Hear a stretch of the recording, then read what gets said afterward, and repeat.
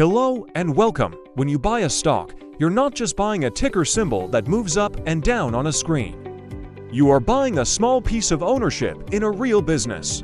So, the most fundamental question you should ask is this a good business? Answering that question is the goal of fundamental analysis. It's the process of digging into a company's financial health, its competitive position, and its future prospects to determine its true, intrinsic value. Now, I know many beginners find this intimidating. It sounds like something only Wall Street analysts with fancy degrees can do. But I'm here to tell you that you don't need a finance degree, you just need a framework. In the next few minutes, I'm going to give you a practical, step-by-step guide to analyzing any company. We lines focus on the essential metrics and questions that will help you separate wonderful businesses from mediocre ones. So let's stop being just stock traders and start thinking like business owners. First up, let's talk about the big picture. Before we look at a single number, we need to understand the company's story. This is all about judging its character and its place in the world. You need to ask 3 key questions. Question 1. What is the company's moat? Just like a moat protects a castle from invaders, a competitive moat protects a company from its competitors.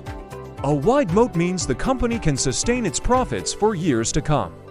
Does it have incredible brand power, like Apple or Coca-Cola, that allows it to charge premium prices? Maybe it has a cost advantage, like Amazon's logistics network, letting it produce goods cheaper than anyone else. Or maybe it benefits from network effects, where the product becomes more valuable as more people use it. Think about Visa's payment network or social media platforms. Finally, there's regulatory protection, like patents or government licenses that block competition, which you see a lot with pharmaceutical companies. The second question is, how does the company actually make money? This sounds simple, but you need to be specific. Go to the company's investor relations website and read its annual report. What are its main products? Who are its main customers? Is it relying on just one product or a few big clients? Diversification is usually a sign of stability. A company that has multiple streams of income is often safer than one that has all its eggs in one basket. And the third key question is, who is running the show? Look at the management team. Are they transparent with shareholders? Do they have a good track record of allocating capital wisely? And do their incentives align with yours as a shareholder? You can often find this information in a document called the proxy statement. You want a skilled captain steering the ship, not just a smooth-talking salesperson. All right, now that we understand the story, it's time for a financial health checkup. Let's open the hood and look at the vital signs. We're going to focus on 3 key areas: profitability, financial stability, and valuation. Let's start with profitability. Is this business a money-making machine? To find out, we need to look at the income statement. First, check the revenue growth. Is the company's top-line revenue growing steadily over time? Consistent, predictable growth is often better than explosive, unpredictable growth. Next, look at the profit margins.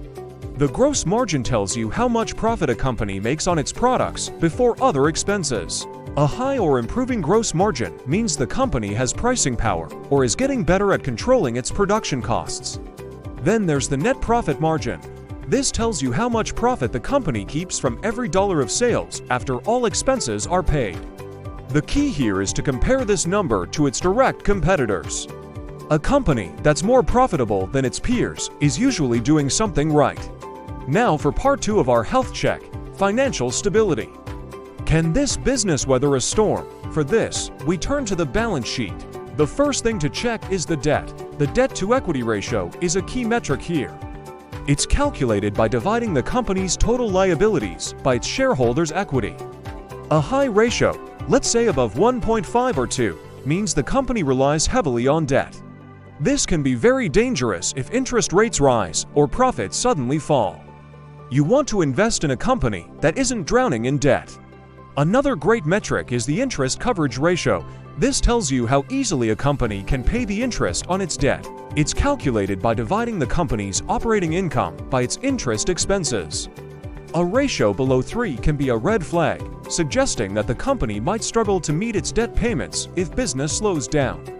Okay, we've established the company is a good business and it's financially stable. But that brings us to the million-dollar question. Are you paying a fair price? This is where valuation comes in. Even a fantastic business can be a terrible investment if you pay too much for it. The most common valuation metric is the PAE ratio, or price-to-earnings ratio.